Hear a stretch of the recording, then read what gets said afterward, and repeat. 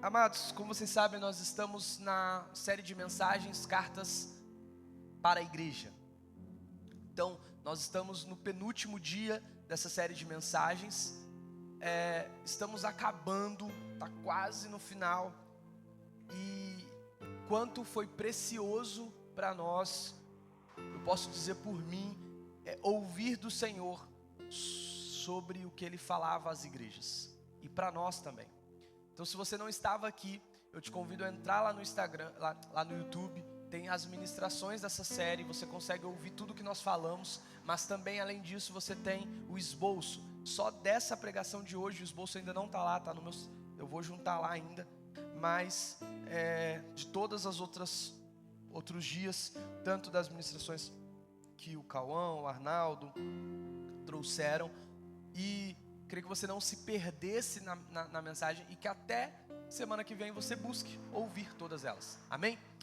Mas um panorama geral e rápido e objetivo é que nós falamos que a carta às igrejas, ela é a carta que Deus escreveu para pessoas reais em tempos reais. Então, as 7 cartas do Apocalipse, como muitos conhecem, é quando João escreve para 7 igrejas da Ásia Menor. Atualmente fica na Turquia. Turquia e a Ásia Menor. Então, onde que é a Ásia Menor? Hoje nós conhecemos como Turquia, antigamente Ásia Menor. A Ásia Menor, ela tinha um império próprio, ela tinha uma soberania, até quando ela foi invadida, e nós vamos ouvir sobre isso hoje, sobre a invasão, como que foi isso. E essa invasão, ela tomou conta, e aí o que aconteceu? O império dominou, e aí hoje, e foi passando o tempo, e hoje nós conhecemos como Turquia. Só que essas 7 cartas, elas são para 7 igrejas reais, 7 igrejas que estavam lá. Porém, o Senhor termina dizendo: o Espírito ouça o que a igreja, eita, agora embolou. Ouçam o que o Espírito diz às igrejas. As igrejas, mesmo que ele estava falando para uma igreja determinada, ele estava também trazendo uma mensagem para todas as igrejas, em todas as eras, em todas as geografias. Então, embora a mensagem seja para a igreja de Laodiceia, nós como igreja também recebemos a mensagem. Embora houve uma mensagem, uma carta escrita de João, do Senhor, João começa a escrever o que Jesus está dizendo e entrega para Éfeso, isso também mexe conosco. E aí nós precisamos entender isso, que eram 7 igrejas. Então, quando a gente entende o destinatário original, ou é mais bonito dizer o destinatário primeiro, nós precisamos entender quem era ele, para que a gente entenda o que o autor está querendo explicar, para depois a gente pegar a mensagem para nós. Então, Jesus é o próprio autor das cartas e pede para João escrever. A Bíblia diz que Jesus que está dizendo o que João escreve. E João escreve para 7 igrejas. Nós começamos na primeira semana falando sobre a igreja de Éfeso, aonde era uma igreja que funcionava muito bonito, que tinha muitas coisas. Antes de falar sobre isso, é importante lembrar que as 7 igrejas, ou vamos dizer as 7 cidades, eram todas mais relevantes da Ásia Menor. Então elas têm características muito parecidas, inclusive, cada um com a sua diferença, mas todas elas eram as importantes da época. E aí nós começamos com Éfeso. Éfeso é uma cidade que é extremamente forte, extremamente formosa. Era uma cidade extremamente importante na época. E Éfeso funcionava muito bem. Só que Éfeso tinha um problema. A cidade de Éfeso era dominada por um paganismo, por uma feitiçaria, por algo terrível. E aí a igreja de Éfeso não se contamina com isso. A igreja de Éfeso denuncia isso. A igreja de Éfeso vive um avivamento. Atos, nós vamos ver que o avivamento em Éfeso tomou conta, algo aconteceu, os dons e prodígios e maravilhas pegaram Éfeso de um jeito fantástico, algo missionário aconteceu. A Bíblia diz que a partir de Éfeso, todos da Ásia Menor ouviram o Evangelho. Tem noção disso? Atos 17 diz que o povo começa nas ruas queimar os seus livros de feitiçaria.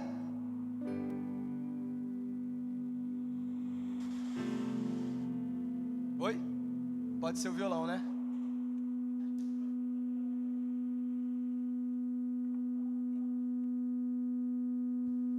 Aqui, ó, é isso mesmo. Mas não, é o violão.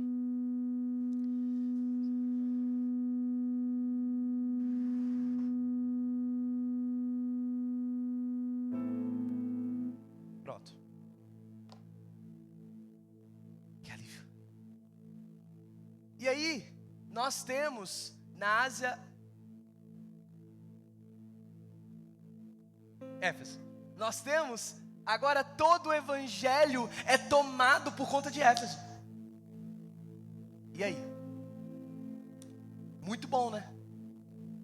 Um avivamento acontece, um movimento evangelístico acontece. Melhor, eles denunciam os falsos mestres. Os caras eram brabos, chegava um falso mestre e falava: ei, falso. Chegava alguém para te ensinar uma mentira, tá errado. Só que a Bíblia diz que mesmo com tudo isso, o Senhor fala: eu conheço as suas obras. Vocês são brabos, mas vocês deixaram o primeiro amor. É possível funcionarmos bem, mas não termos o primeiro amor. E isso é pecado. Como é triste, eu vejo tantas pessoas que até vêm para o culto, até vêm para a reunião, até participa de vez em quando da igreja caseira, faz algumas coisas na igreja, mas não tem o primeiro amor. E aí Jesus, ele está falando para a igreja: cara, volta o primeiro amor, lembra-se. Porque não basta simplesmente frequentarmos uma reunião, irmos, eu faço a escola, eu venho para o ministério ao Senhor, eu vou na igreja caseira, mas se você não é apaixonado por Jesus, tem algo errado. Não se contenha com isso. Tantas pessoas estão se contendo em frequentar algo, em participar de uma reunião, mas não é isso. Não é. E aí depois nós continuamos, nós falamos sobre a igreja de Laodiceia. Sim, não foi na ordem, nós fomos fazendo, embora agora no final acabou entrando na ordem. Mas no começo a gente foi de Éfeso para a última, para Laodiceia, que é uma igreja que já ao contrário, o Senhor já não elogia muita coisa. Na verdade o Senhor não elogia nada. O Senhor não dá um elogio para Laodiceia e fala: ei, vocês acham que vocês têm algo? Porque Laodiceia ficava em um lugar muito centralizado, onde até as pessoas achavam que ia ser uma capital, porque os bancos ficavam lá. A oftalmologia, inclusive, teve uma forte influência lá. Eles faziam colírios para os olhos. Era o Paris da época. Eles faziam umas roupas pretas, grandes e bonitas. E aí o Senhor fala: ei, vocês acham que vocês têm alguma coisa, mas na verdade vocês são cegos, vocês são pobres e vocês são nus. Aconselho que compre de mim ouro provado no fogo, colírio para que vejas e roupas brancas para que vista. O Senhor estava dizendo assim: cara, deixa eu te dizer, vocês são cheios de si, mas na verdade vocês são mornos, porque vocês não têm o mais precioso. O que é mais precioso para uma igreja é Jesus. Ele fala: olha, eis que eu estou à porta e bato, se você deixar entrar eu entro. Nós usamos esse versículo tanto para evangelizar pessoas, mas esse versículo é dito para uma igreja. Ele estava dizendo, Jesus estava dizendo para a igreja: eu estou na porta do lado de fora batendo, se você deixar eu entrar, eu entro e eu ceio com você. Ou seja, é possível ser igreja sem ter Jesus.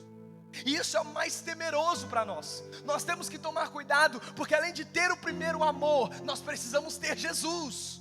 Porque às vezes nós se preocupamos com tantas coisas e esquecemos de ter Jesus no nosso meio. Se preocupamos com um bom instrumento, com uma boa canção, com uma boa iluminação, com uma boa estrutura, mas esquecemos do mais precioso para a igreja: Jesus. E se você não tem Jesus, você é pobre, você é cego e você é nu. E aí depois nós avançamos e falamos sobre a igreja de Pérgamo, uma igreja que até também tinha algumas coisas bonitas. Jesus até falou: olha, eu conheço vocês, mas dentro de vocês, no meio de vocês, vocês dão ouvido à doutrina de Balaão. Pessoas que talvez tenham o dom, mas não estão com o espírito, com um falso profetismo. Sabe o que é o falso profetismo? É quando a pessoa talvez ela tenha o dom, ela libera o dom, mas o coração é podre.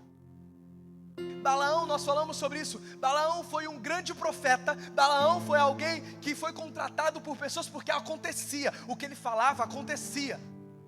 Balaão inclusive falava com Deus. Ou seja, nem todo mundo que fala com Deus é santo, amém?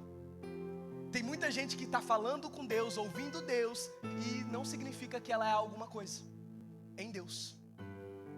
E aí Balaão agora conversa com Deus, mas Balaão barganha com Deus. Deus já tinha dito não, mas ele volta para ver se Deus mudava de ideia. O mesmo que falou: Deus não é homem para que minta, nem filho do homem para que se arrependa, é o que tenta barganhar Deus, fazer Deus se arrepender. E Deus deixa Balaão ir pelas próprias vontades e fala: então vai, Balaão. E aí Balaão vai, e aí dá errado. Aí Balaão não consegue, ele tenta manipular, fazendo com que as mulheres ali se prostituam para os israelitas. E aí eu não vou voltar a pregar de novo essa pregação, mas eu só estou te lembrando do que nós falamos. E agora o Senhor fala: cara, vocês no meio de vocês são firmes, mas dentro de vocês existe uma doutrina de Balaão, e vocês toleram, vocês não são incisivos. E o que falta para nós? Discernimento. A igreja precisa de discernimento para entender que nem todo dom carrega o fruto. Tem muitas pessoas com dons, mas não significa que elas têm frutos. E aí nós avançamos e falamos que nós precisamos levantar pessoas como Antipas, anônimo, não é famoso, mas é uma fiel testemunha de Jesus. Finéias, que termina a história gravando. Tudo isso está no esboço. Depois nós avançamos e nós falamos sobre a igreja de Tiatira ou Tiátira. Os dois estão certos. Tiatira ou Tiátira é uma igreja que também funcionava muito bem, mas tolerava Jezabel.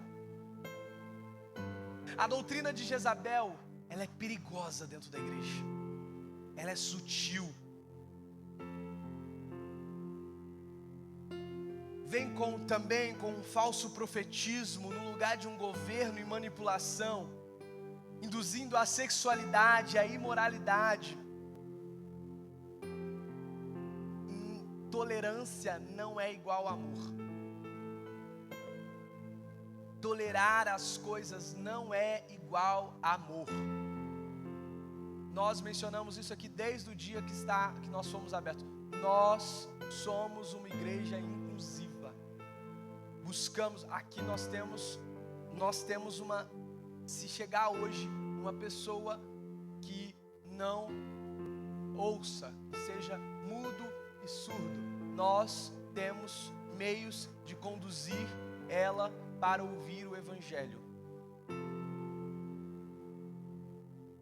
Temos pessoas que, de Libras, eu sei o básico, além de uma equipe de apoio da IBJA que está à nossa disposição. A partir do momento que alguém pisar ali, nós sabemos o básico para conduzir ela até que alguém, um intérprete profissional, possa ter. Nós temos isso e buscamos isso. Nós estamos fazendo um painel de atipicidade, o projeto está pronto. Nós estamos agora orando por recursos para montar, para ter regulação para autistas, regulação para pessoas com neurotipicidade. Nossa porta aqui do lado, embora a prefeitura avacalhou, era com rampa aqui do lado, justamente para entrar por ali um deficiente. Nós estamos reclamando na prefeitura que ele saiu acabando com tudo ali e está ali abandonado lá na lateral. Levanta aí. Se você for perceber, existe um homossexual nessa camiseta, essa bandeira aqui. Pode sentar. Realmente é um bêbado mesmo, não é alguém que está tomando água, não. Me perguntaram uma vez. Porque nós temos um lugar na mesa para todos, mas deixa eu te explicar algo. ter o convite à mesa, amar essas pessoas, não significa que nós somos tolerantes com o pecado dessas pessoas. Jesus, ao chamar todos à mesa, sim, o bêbado, o prostituto, a prostituta, o adúltero, todo mundo à mesa, quando ele parte o pão, e partir o pão tem a ver com o contato do corpo. Quando o corpo entra em contato, existe uma transformação, os olhos são abertos, nós contemplamos Jesus, isso muda a nossa vida. E aí, perseguidor começa a ser perseguido, o mentiroso começa a ser o verdadeiro.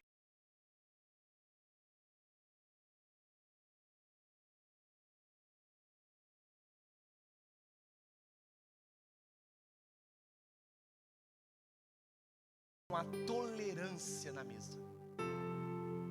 Amém? Depois nós falamos sobre a igreja de Esmirna. Uma carta pequenininha. Nós falamos do Scatos. Ele é o primeiro e o último. Jesus é tudo. Então, deixa eu te contar, se Jesus estava no princípio e Jesus está no final, Ele é o primeiro e o último, Ele é o início e o final, nada da história foge dele. Então todo sofrimento, toda dor está nele também. Então nem toda prova significa que Jesus está te abandonando, nem toda prova significa que o diabo está te perseguindo, nem toda prova significa que, não. E mesmo que seja o diabo, ainda assim, Deus está com você. Porque Deus fala para a igreja de Jesus, fala para a igreja de Esmirna: ei, o diabo está preparando 10 dias de perseguição, e olha, fique tranquilo. E aí, está disposto? Eu dei um exemplo aqui, né? Nós descobrimos que tinha macumba com o meu nome aí por aí, pela cidade. E está tudo bem. Jonathan, mas é porque você não acredita em macumba? Ué, eu não acredito nos deuses da macumba, mas eu sei que eles têm influência no mundo, não mais do que, se Deus é por mim, quem será contra mim? Mas será, então você acredita que não pega? Não sei.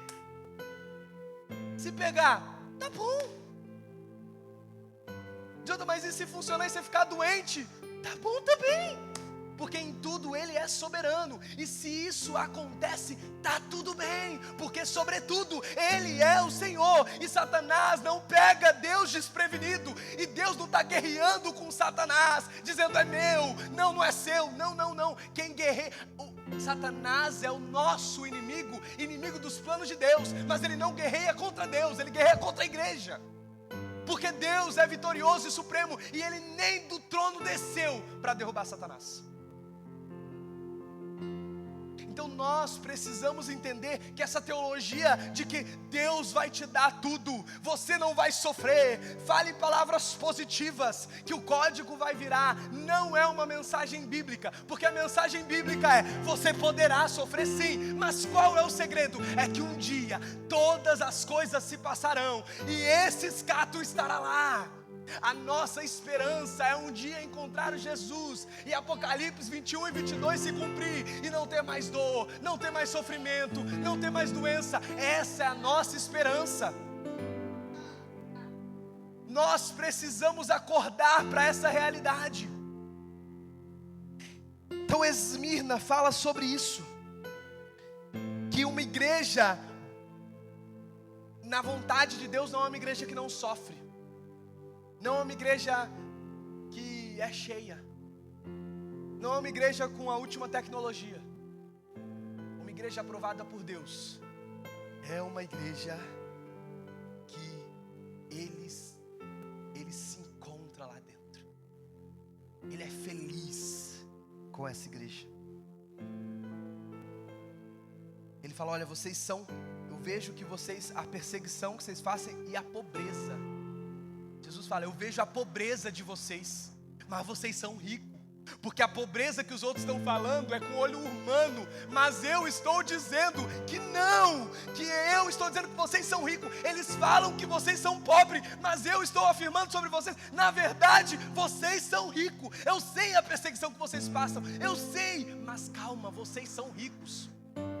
E aí agora, com um contraponto, nós chegaremos agora nessa igreja. Nós iremos falar sobre uma igreja agora talvez um pouco complexa, a igreja de Sardes, porque ao contrário de Esmirna, essa igreja que era muito rica, na verdade era pobre. Era uma igreja triste, porque não tinha o mais precioso.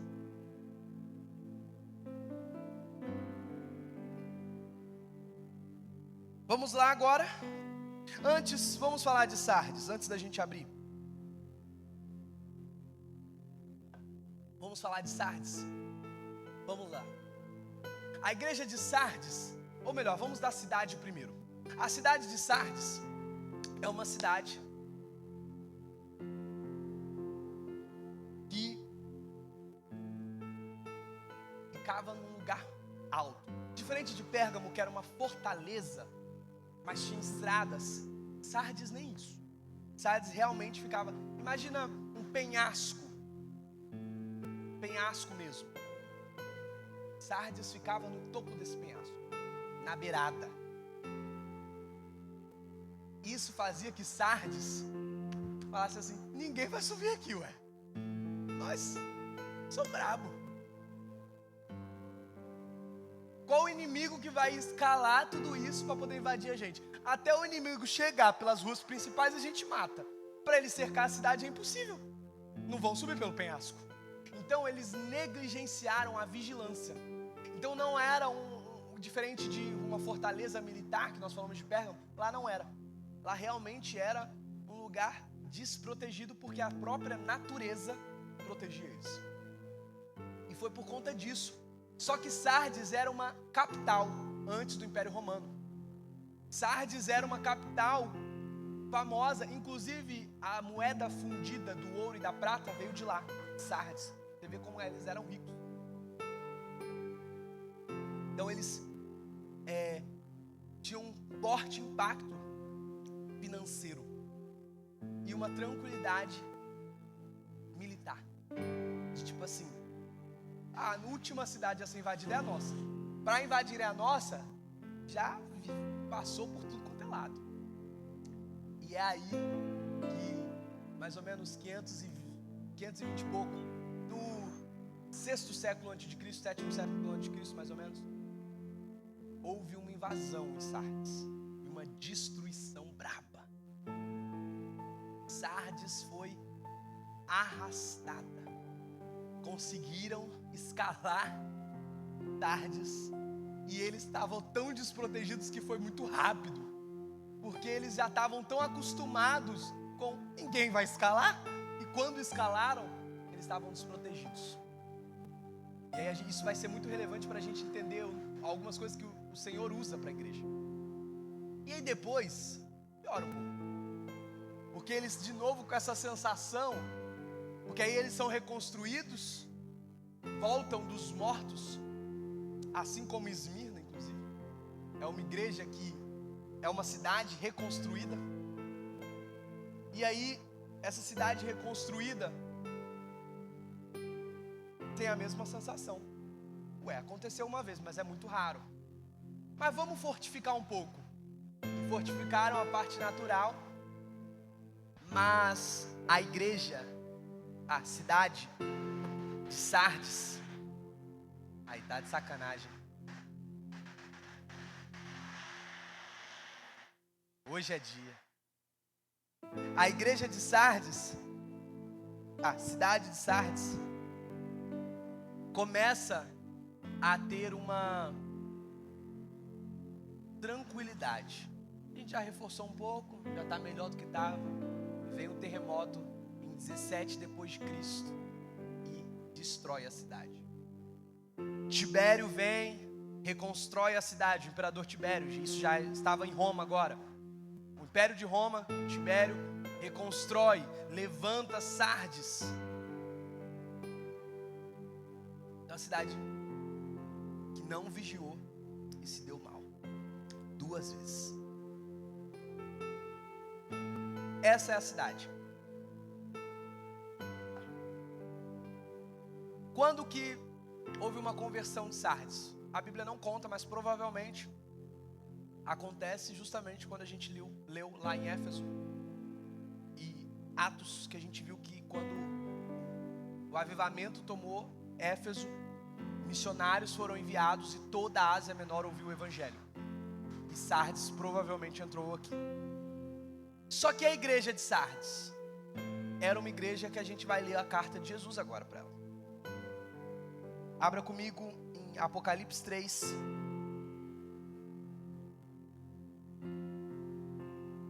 Agora que você entendeu a dinâmica de Sardes, vamos ouvir o que Jesus, para nós fazermos uma exposição ao que está escrito. Ao anjo da igreja em Sardes, escreva: estas são as palavras daquele que tem os 7 Espíritos de Deus e as 7 estrelas. Conheço as suas obras. Você tem fama de estar vivo, mas está morto. Esteja atento. Fortaleça o que resta, que estava para morrer. Pois não achei suas obras perfeitas aos olhos do meu Deus. Lembrem-se, portanto, do que recebeu e ouviu, obedeça e arrependa-se. Mas se você não estiver atento, virei como um ladrão, e você não saberá a que hora virei contra você. Ué, Jesus contra uma igreja? Está escrito. No entanto, você tem aí em Sardes uns poucos que não contaminaram suas vestes. Eles andarão comigo, vestido de branco, pois são dignos. O vencedor será igualmente vestido de branco. Jamais apagarei o seu nome do livro da vida, mas o reconhecerei diante do meu Pai e dos seus anjos. Aquele que tem ouvido, ouça o que o Espírito diz às igrejas. Senhor Jesus, nós queremos te agradecer,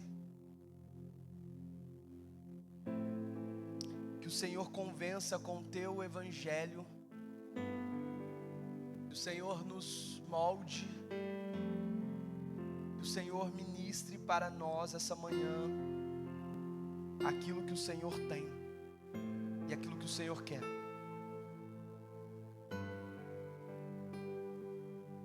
Senhor, nos convença da tua verdade. O teu evangelho é suficiente para nos moldar. Nós não precisamos de nada além do evangelho, porque o evangelho é poder de Deus para salvar o homem. Então o que nos salva é o teu evangelho. Então crava o teu evangelho em nós essa manhã, em nome de Jesus. Amados, agora Jesus escreve a essa igreja que estava nessa cidade, uma cidade que se considerava forte e revivificada. As ruínas foram quebradas, mas elas foram reerguidas. Então nós estamos vivos, está tudo bem. E o Senhor fala: vocês têm o nome de viva. A palavra nome aqui é justamente o que você está imaginando mesmo. No grego, a palavra nome aqui, a tradução seria reputação.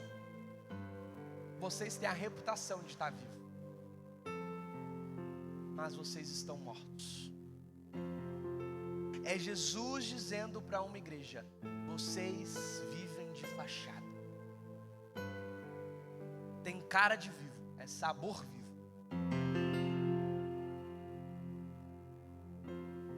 Você tem fama de vivo, mas está morto. Quantas pessoas vivem dentro da igreja com a fama?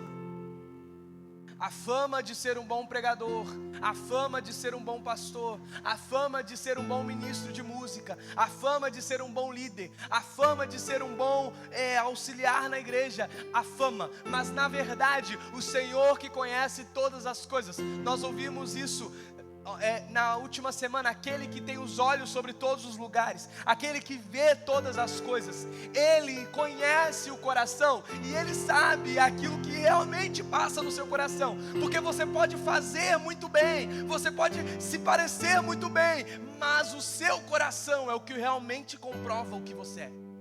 E tem muita gente que tem fama de vivo, mas na verdade está morto.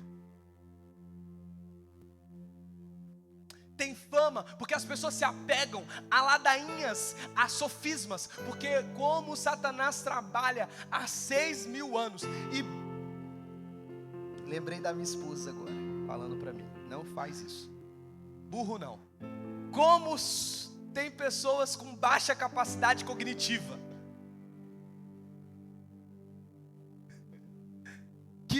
mesmo Satanás trabalhando 6.000 anos da mesma maneira com o homem, não aprende que meias verdades conduzem o homem ao inferno. Pega a meia verdade, abra sua Bíblia e comece a conhecer textos pontuais, que eu vou te dizer tanta coisa que você vai poder aprender. Você vai começar a achar que você vai para o céu só pelo fato de você aceitar o Senhor. Nós estávamos falando sobre isso ontem. Que o fato não, eu reconheci Jesus e isso é suficiente e por isso eu vou para o céu. E aí a Bíblia diz, eu conhecerei, eu direi, apartai-vos de mim que eu não vos conheço. Mateus 7, apartai-vos de mim que eu não vos conheço. Mas Senhor, vai dizer que o cara que expulsou no nome de Jesus não cria? Ele cria, meu amado. Ele cria, senão ele não expulsava. Nós vemos que isso acontece. Homens lá que viram, não criam em Deus, mas viram Paulo expulsar um demônio, e pelo fato de falar, cara, não sei quem ele é, mas então se foi assim que ele fez, pelo Deus de Paulo. E aí os demônios bateram nos caras, botaram os caras para correr. Porque crer no nome do Senhor é necessário para a expulsão de demônios. Agora, vida em santidade nem sempre. Ser salvo, nem sempre. Uma pessoa não salva consegue expulsar demônio, acredita? Está escrito. Senhor, mas no seu nome eu expulsei demônio. Ele falou, apartai-vos de mim que eu não vos conheço. É possível nós crermos em uma fé não redentora e irmos para o inferno, porque a fé redentora é crer no Senhor como Salvador e Senhor, porque é Ele sendo o Senhor que nos salva. Porque a salvação só de salvar não faz sentido se não tiver um Senhor. Porque Ele nos salva justamente por ser o nosso Senhor. Porque a nossa ruína está quando nós tiramos Ele do senhorio, lá no jardim, e começamos a ser donos de nós mesmos. A partir do momento que nós somos donos de nós mesmos e queremos conhecer o que é bem e mal, a partir desse momento, se tornamos deuses de nós mesmos, deixamos de ter um Senhor e passamos a ser o nosso Senhor. Romanos 1 vai falar sobre isso. Deus criou todas as coisas perfeitas, em unidade e harmonia, mas o homem, deixando sua posição original, optou-se contra Deus, sendo inimigo dele, largando o senhorio. Mas ele fala assim, olha, graças a Deus, que o Evangelho é poder de Deus para a salvação daquele que crê. Então, através do Evangelho, nós conseguimos ter um Senhor de novo. Então, o fruto do conhecimento do bem e do mal, eu já disse isso algumas vezes, não era uma maçã, amém? Era um fruto. E por qual era o errado? Qual o problema de conhecer o que é bem e mal? Porque a palavra conhecer é que é determinar ou decidir sobre si. É eu pegar e falar assim, não, eu quero saber o que é bom e o que é mal para mim, eu não gosto disso. Eu prefiro isso, eu prefiro outra coisa, eu prefiro, não, mas eu sou mais feliz com isso, eu sou mais feliz assim. E quando você se torna senhor de si mesmo, o seu lugar de destino é o inferno. Não tem outra história a não ser isso. A não ser que nós reconheçamos Jesus como nosso Senhor e Salvador. Aquele que confessa com a boca e crê no coração que Jesus ressuscitou dos mortos e é o nosso Senhor e Salvador. Aí a gente risca o Senhor e coloca só o Salvador. A salvação vem por reconhecimento de um senhorio. E aí agora nós podemos entender que sofismas às vezes vêm dizendo para nós: não, você pode apenas ser do seu jeito. Fabrício, seja do seu jeito, fique tranquilo, Jesus te ama, você creu nele, você sabe que ele é Salvador e está tudo bem, ele sabe que você é imperfeito e vai em paz. Malditos sejam. Nossa, me lembrei agora, lembrei do Tupirani. Malditos sejam, tá amarrado. Mas a Bíblia diz anátema, então é Paulo que está dizendo primeiro, maldito seja, tá? Não sou eu não. Malditos sejam todos aqueles que vêm com esse falso evangelho. Porque é falso, é um outro, não é o evangelho bíblico, e não é o evangelho da salvação, porque o evangelho da salvação é sim reconhecer um Senhor, porque senão nós teremos fama, nós pegaremos não, mas eu sou salvo, eu conheço Jesus, isso é uma fama, mas a verdade real é quando Ele olha para o nosso coração e fala: eu estou tomando forma aí dentro. Isso é a verdadeira salvação, é Ele livrar de você mesmo, dos seus desejos, dos seus impulsos, das suas vontades, dos seus pecados, dia após dia. Não é algo que depende de fama, porque tem muitas pessoas que talvez tenham a fama de não salvo, mas estão num processo de salvação, só não é igual a você. Aí pelo fato de você achar que a pessoa é mais difícil, você achar que a pessoa talvez é um pouco mais complicada, aí você acha que a pessoa não é salva. Mas não é algo que depende de fama, nem para bom nem para ruim. É algo que só o Senhor sabe dizer: eu sei ao seu respeito. Mas nós precisamos entender que a fama do que o mundo estabelece, do que é evangelho, do que é estar vivo, não é parâmetro bíblico. Porque de um lado você terá religiosos que colocarão um manual escrito: se você faz isso, se você vem para a igreja, se você está numa religião, se você frequenta igreja caseira, se você vem para a oração, se você faz isso, se você faz isso, assim você está vivo. E quantas pessoas nós conhecemos que se movem em tudo isso, mas não estão vivas? Porque não é de fama, mas é de um conhecimento de Deus. Mas de outro lado, nós temos pessoas que se abandonaram nos deleitos da própria carne, como diz Gálatas 6, e agora vivem deliberadamente nas suas vontades, e elas também estão condenadas. Mas o mundo, ou algumas teologias baratas, dizem: não, você no caso, fica tranquilo, porque você já encontrou Jesus. E não é dessa fama, é da palavra do evangelho que nos lembra e nos fala o que é estar vivo. Porque deixa eu te contar algo, e durante muito tempo as pessoas ficaram em um legalismo, porque Satanás é esse, ele tira nós da atenção do evangelho. Falei isso, eu tenho falado muito sobre isso, sobre o evangelho é uma tensão, não é viver um legalismo, não é viver uma libertinagem, é viver a graça. Não é viver a avareza, mas não é viver a teologia da prosperidade, é viver a generosidade. O evangelho é essa tensão entre esses dois mundos. O evangelho, como dizia Lutero, é o equilíbrio de todas as coisas. E Satanás o tempo todo está tentando nos puxar para algum lado. De um lado ele puxa para sermos religiosos, do outro ele puxa para sermos libertinos. Mas existe uma tensão no meio disso. De um lado foi pregado durante muitas vezes: não, pregue a graça, o amor. E a graça e o amor é dizer que vai todo mundo ficar bem. E do outro, Satanás dizendo: não condene, diga que eles vão para o inferno, diga que eles vão queimar. Fique nas praças falando, mas existe o evangelho. E o evangelho é falar assim: você é digno, merecedor do fogo do inferno.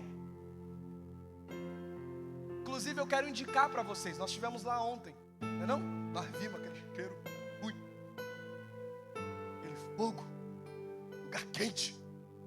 Nós estivemos na casa do julgamento, eu quero recomendar você ir lá. Hoje, sexta que vem, sábado e domingo que vem. É uma horinha, é um teatro que você anda, é muito rápido, é um projeto gigante, é uma franquia esse teatro. E igrejas com grandes portes podem trazer essa franquia, porque tem que ter uma baita estrutura, e a gente viu a estrutura gigante. Quem conhece BJA é algo sinistro, tem elevador lá dentro, e a ideia é literalmente um julgamento. Você participa de um julgamento. As vagas encerraram no site, mas é só você chegar lá. Não demora. A gente ficou lá esperando acho que umas meia hora, uns 40 minutos no máximo, meia horinha mais ou menos. Pede para colocar na fila de espera lá, e eles vão te encaixar em algum grupo, e você entra e participa, e o teatro acontece mais ou menos uma hora. Quão precioso,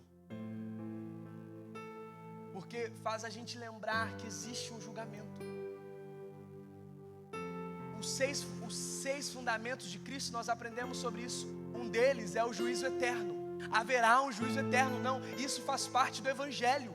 Haverá um juízo eterno, meu amado. Não tem como fugir. Todos, os vivos e os mortos, crédulos e incrédulos, participarão de um juízo eterno.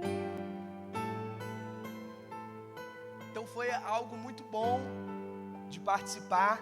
R$22, todo o dinheiro arrecadado vai para missões.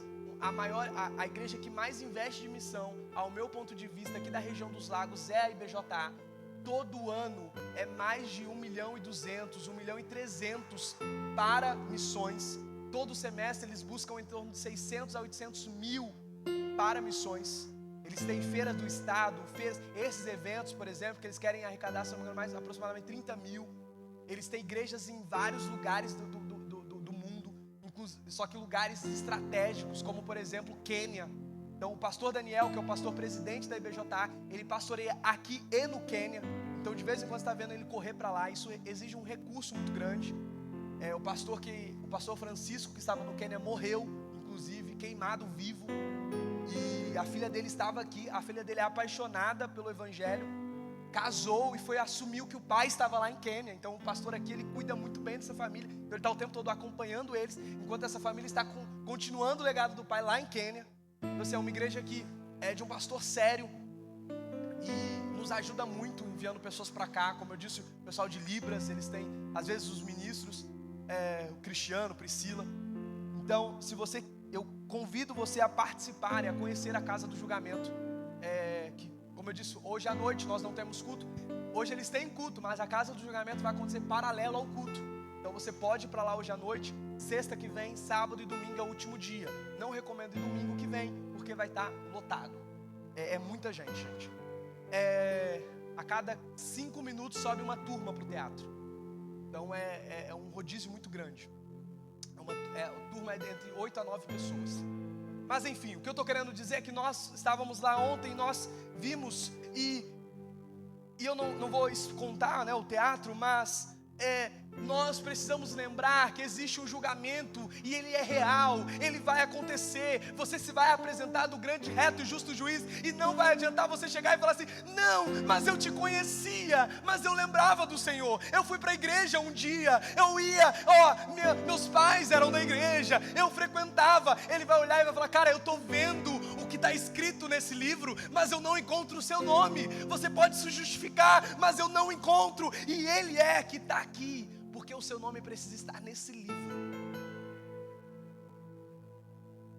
E eu sei que isso é duro de ouvir, mas se o seu nome não estiver ali, o lugar de destino é separação total diante de Deus. E se Deus é bom, se Deus é controlador do tempo, inclusive do tempo climático, se Deus é controlador das eras, se Deus é controlador do que é bom, reto e justo, o que você acha que vai ter no lugar distante dele?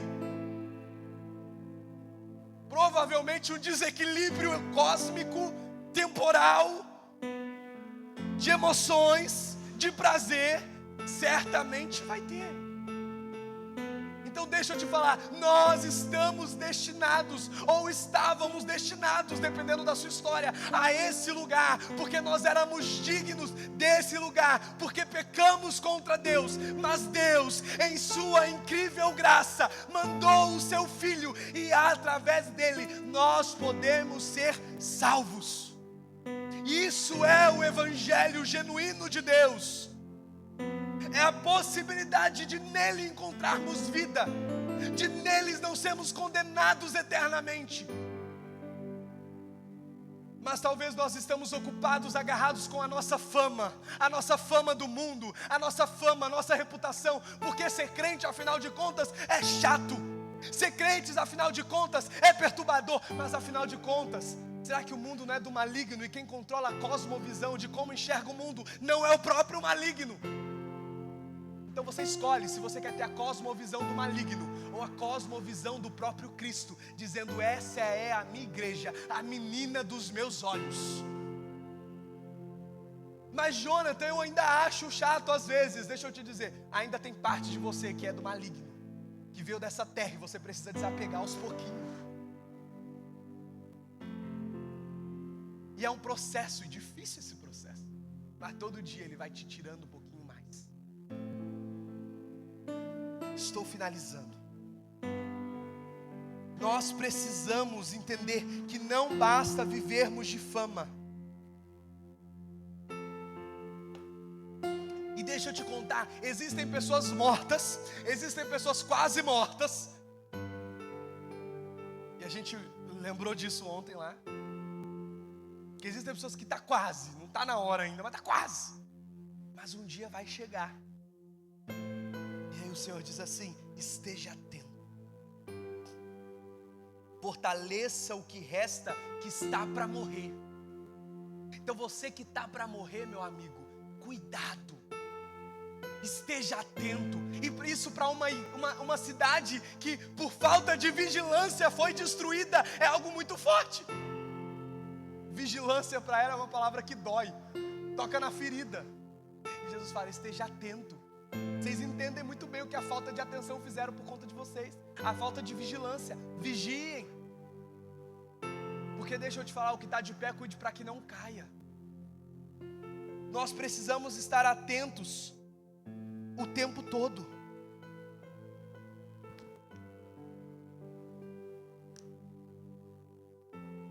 Nós precisamos se atentar.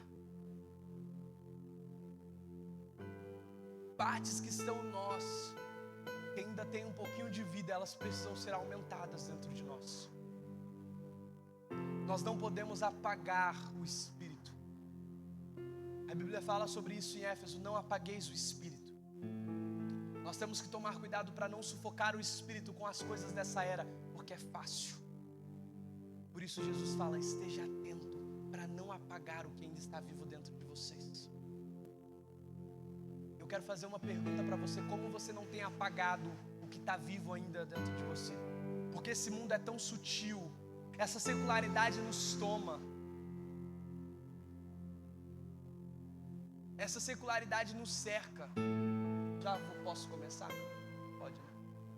Eu particularmente acho que tem algumas coisas que a igreja taxa como errado que não são erradas. Por medo das pessoas irem para o mundo e se afogarem no mundo, começam a criar paradigmas do que é errado e certo. E aí começam: pode, não pode tatuagem, não pode música secular, não pode isso. Pessoas param de ouvir música secular porque dizem que é do inferno. E a gente começa a entrar num dilema muito complicado, num problema. Porque as pessoas querem o certo e errado, e não o Espírito para direcionar. Então eu particularmente acho que muita coisa que é taxada como errado não é, que a Bíblia não diz que é. Mas isso deve ter um cuidado. Eu estava conversando com meu pai, meu padrasto, sobre isso. Jesus fala: se a mão direita te faz pecar, arranca. Aí o problema é que a gente leva para a literalidade. A mão nós arranca, mas a música secular não. Eu não estou dizendo para você parar de ouvir a música secular, Mas se a música secular te leva para apagar o espírito, então tire a música secular. Porque é melhor você entrar no céu sem música secular do que ir para o inferno com música secular. E eu vou dizer algo que te escandalize. Eu estou com medo de... Pode começar já ou espero uma semana? Espero uma semana, pode... Vocês não me respondem, então eu vou. Então, música evangélica também. Música evangélica. Tem música evangélica que te faz pecar. Muito. Tem uns não, tem vários. Eu ia soltar uma piada, mas melhor não. Então, olha, meu Deus. Então, a música secular, eu vou te escandalizar talvez agora, eu escuto música secular. Amém? Tá? Escandalizei. Mas eu preciso ter o espírito, amém? E música secular, eu não gosto nem desse nome, eu escuto música, que é boa. Porque tem música ruim. Meu amigo, se você acha que eu falar que você pode ouvir música secular, eu tô falando pra você ouvir música, uma música lá que fala, eu vou trair, o Pedro Pecado. Lembrei, tava tentando lembrar. Pedro Pecado, pelo amor de Deus, você precisa se converter, encontrar Jesus, amém? Porque eu tô falando de música com Bíblia e não Bíblia. E nem tudo que é feito por um cristão é bíblico. Então, eu particularmente, e talvez seja polêmica, até porque tá gravando, né? Não tô preocupado mais com isso. Só guarde seu coração. Mas qual é o problema disso? É porque isso quebra algumas famas, alguns preconceitos. E nós gostamos de preconceito. Nós reclamamos, mas nós gostamos de ter alguns conceitos definidos. Porque isso dificulta a gente a credibilizar algo. Mas sabe qual é o problema? É porque, por a Bíblia não falar, não escute música do mundo, aí eu começo a escutar a música do mundo. Só que aquilo começa a me afetar. E eu começo a ser influenciado por aquilo. Mas eu não, mas não é errado. E aí nós entramos num grande problema. Qual o problema? Não arrancar o que está nos fazendo pecar. Jesus não pediu para nós arrancarmos só o pecado. Jesus disse para arrancar o que faz você pecar. Então, meu amado, talvez não seja a música secular que te faça pecar.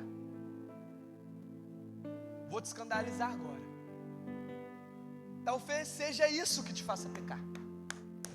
Porque tem gente que ao subir aqui se ensoberbam com tamanha soberba, com tamanha grandeza. E sabe o que você quer saber qual é o meu conselho? Pare de subir lá.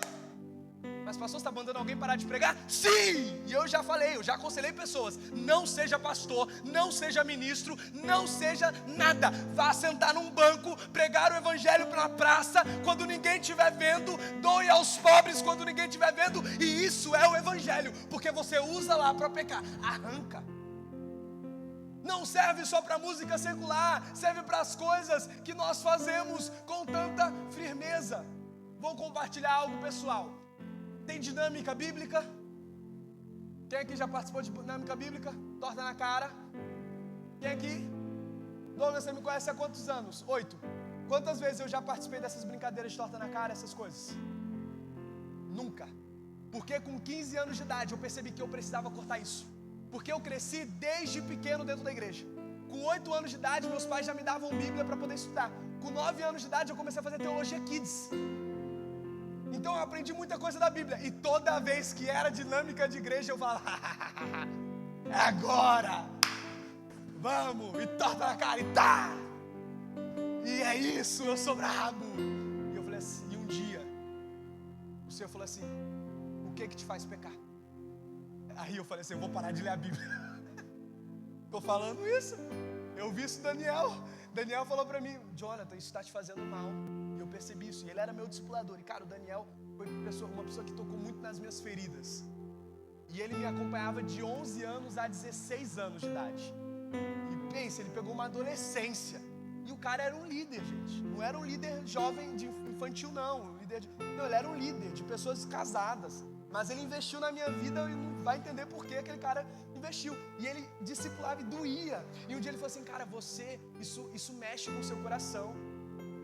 E aí eu falei pra ele, já sei, vou parar de ler a Bíblia. Isso me faz pecar. E eu falei sério, porque eu tava bravo com ele. E aqui eu fui refletindo. E eu falei, tirar a Bíblia eu não posso. Tirar o conhecimento de Deus eu não posso. Mas eu não vou mais, nunca mais competir pela palavra. Então não sei qual é o seu pecado, ou o que você te faz pecar. Talvez sim seja a música secular. Talvez sim seja o vinho que você toma com sua mulher. Talvez seja não sei. Talvez seja o futebol. Eu conheço um pastor que não joga futebol. Nós conhecemos. Meu pastor enforcou o ser humano dentro da quadra, no campo de futebol. O bicho quando joga futebol, meu amigo, você não é crente não. Nós conhecemos. E o cara, ele largou o futebol. Eu não jogo mais futebol. E ele ama futebol, mas não joga. Então, meu amado, eu não sei qual é o que você precisa, mas Jesus está dizendo para Sardes, ainda tem alguma coisa aí que está para morrer. Então, por favor, para e dá conta disso, vivifica isso para que você não morra, vigia e guarda o que está em você ainda vivo. Então, meu amado, o apelo para você nessa manhã é o que ainda está vivo em você, que precisa ser preservado, o que você vai ter que deixar de fazer para ainda guardar o que está vivo. Eu não sei o que é, mas deixa eu te dizer algo, existe algo em você que precisa ser guardado. Então, isso é o que Deus nos chama. Olha só o que ele diz, lembra-se, portanto, do que você recebeu e ouviu. Assim como Éfeso, nós vemos aqui ele falar da palavra lembra-te. O problema é que nós temos amnésia espiritual. Nós esquecemos do que já ouvimos de Deus.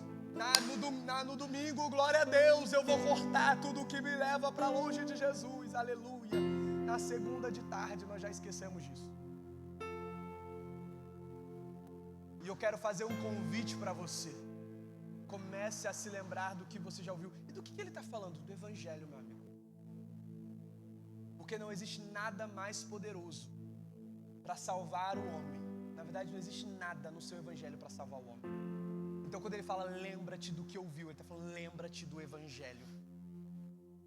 Lembra-te do Evangelho. Eu sou pecador, destinado ao inferno, mas Jesus, por amor a mim, Ele me deu a chance de encontrar salvação e redenção. Quando você lembrar disso todos os dias, isso vai ser capaz de gerar vida em você. Quem aqui já ouviu falar de Reinhard Bonnke? Estou finalizando, gente, de verdade, mais 5 minutinhos. Quem aqui já ouviu falar de Reinhard Bonnke? Tem uma bibliografia que é chamada Avivamento do Fogo. Reinhard Bonnke foi um dos maiores evangelistas da nossa atualidade, depois de Billy Graham. Só que o movimento de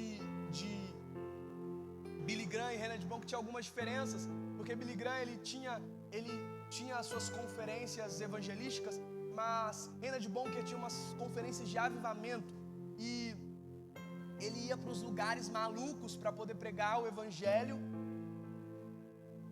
e ele ia nos lugares mais malucos para fazer conferência. Ele fazia conferência do fogo, que depois ele virou um conferencista, e inclusive tem uma conferência que acho que é o Daniel, né, que assumiu. Daniel, o nome dele? Não lembro. Daniel, e assumiu essa confederação. E o Reinhard Bonnke uma vez foi pregar em um lugar. Você me mandou um vídeo sobre isso, não foi? Teve, e eu lembro que eu ganhei o livro, a bibliografia do Reinhard Bonnke quando eu tinha 15 anos, é desse tamanho, ganhei do meu tio. E essa história eu acho que Eu fiquei assim, cara, como pode? Porque quando você vai pregar, você procura o que as pessoas vão entender. E o que vai, provavelmente, convencê-las. E aí, Reinhard Bonnke foi fazer uma conferência. E nessa conferência, ele ia pregar numa cidade quase totalmente ateia. Quase totalmente ateia.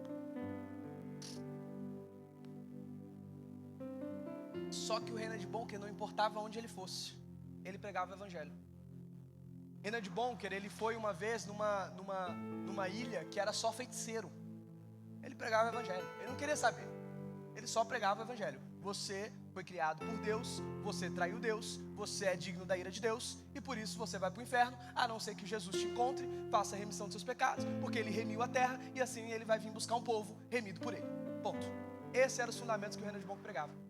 E um dia ele foi pregar.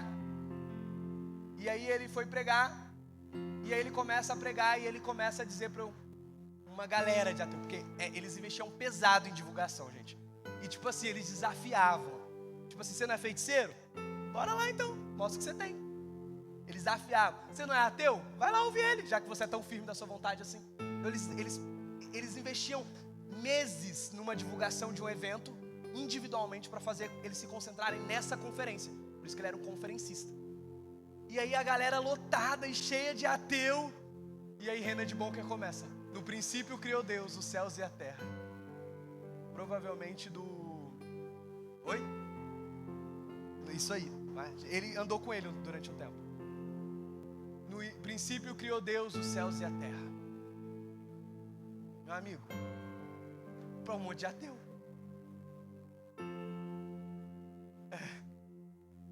Um dos brasileiros que andou com ele até fez um vídeo recentemente sobre isso. E ele fala assim, cara, eu ficava assim, ele é maluco? Vai dar tudo errado. Eles não acreditam nem em Bíblia, ele está falando que no princípio.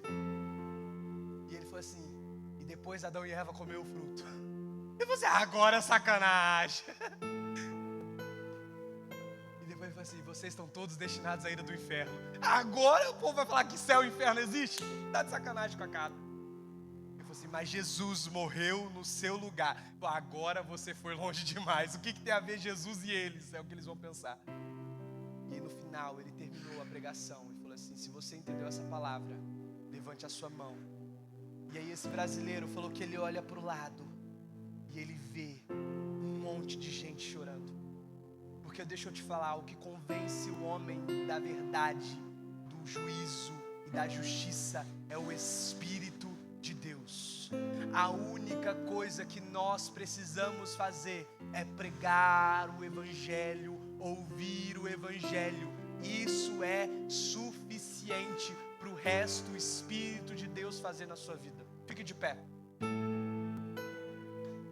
Então, você quer saber o que você quer fazer? Se você falar assim, não, Jonathan, eu me enquadro nisso. Eu sou esse morto. Ou esse eu sou semi-morto. Eu sou esse morto aí. Ou esse eu sou quase um morto que você também falou. Que tenho fama de vivo, mas eu estou morto. O que eu faço? Deixa eu te falar. Lembre-se do Evangelho. Porque aqueles que se lembram do Evangelho, ele não riscará o nome no livro da vida. Isso precisa ser gravado em nós, meu amado. O vencedor será igualmente vestido de branco. Ele falou, olha, existem pessoas, vocês que já estão entendendo isso, já estão caminhando de branco. Mas aquele que venceu e que não está conseguindo ainda, eu vestirei de branco. Então não sei se você já conseguiu, meu amado, mas permaneça para que você possa ser vestido de branco. Eu estou nessa fase aqui. Eu estou permanecendo para que ele me vista de branco. Não que eu ainda já esteja com essa roupa, mas eu busco veementemente para o dia que ele me purificará de todo pecado e de toda mancha. Feche os seus olhos.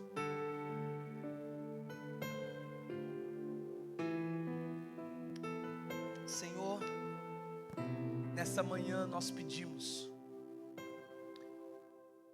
que o Senhor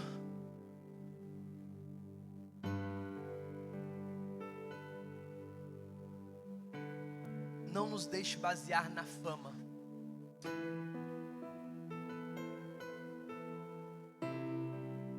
Não nos deixe basear na fama de ser alguma coisa. Na fama de sermos famosos, conhecidos. Na fama de termos bons nomes. Na fama de sermos bons músicos, bons ministros, bons pregadores. Na fama de sermos bom profissional.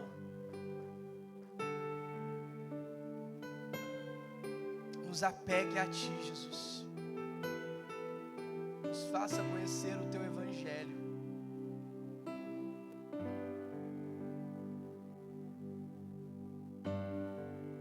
Nos faça conhecer a verdade do Teu Evangelho, Jesus.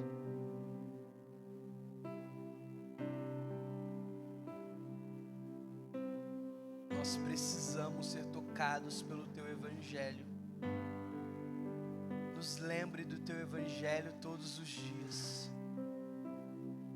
Quando quisermos ser Senhor de nós mesmos e se doar aos nossos deleites, aos nossos anseios, nos lembre do Teu Evangelho. Quando quisermos ser dominados pelas nossas vontades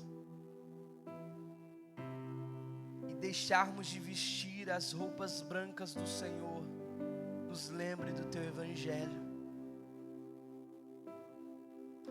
Essa manhã o nosso pedido, Senhor, é que o Senhor não se esqueça de nós. Mas isso nós temos tanta tranquilidade, porque a Tua palavra diz que o Senhor é fiel. A Tua palavra diz que o Senhor é conhecedor de todas as coisas, então jamais o Senhor se esquecerá de nós. Mas enquanto a nossa alma pede para que o Senhor não se esqueça de nós, o que nós precisamos verdadeiramente é não se esquecer do Senhor. Faça-nos lembrar, faça-nos obedecer e faça-nos permanecer. Essa é a nossa oração, Senhor. Em nome de Jesus. Em nome de Jesus. Não compreendo meus caminhos.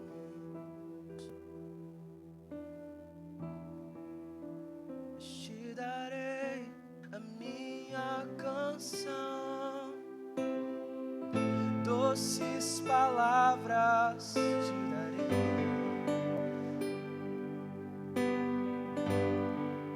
Me sustentas em minha dor. Isso me leva mais perto de Ti, mais perto dos Teus caminhos.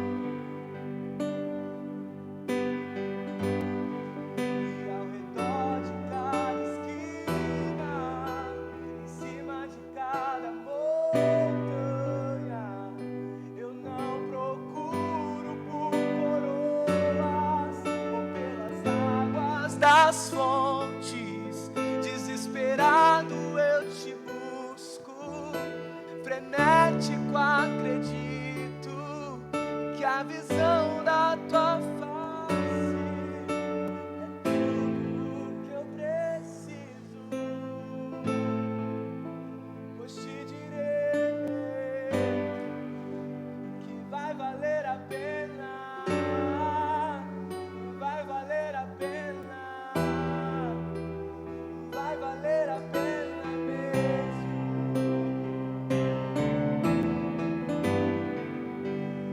Vai valer a pena, se vai valer a pena, vai valer a pena mesmo, eu sei. Quando um grande dia chegar, quando um grande dia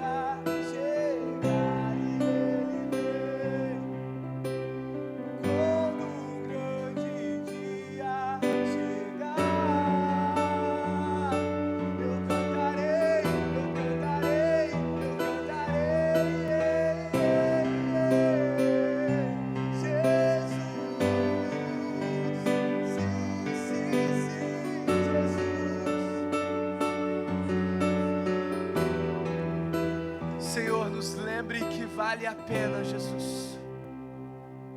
Vale a pena se manter em Ti e preservar o azeite, preservar o que ainda resta. Em nome de Jesus, nos dê uma semana de graça, nos dê uma semana direcionada pelo Teu amor, pela Tua misericórdia. Nos conduza, nos guarde, nos direcione, em nome de Jesus. Nós Te agradecemos. Amém e amém.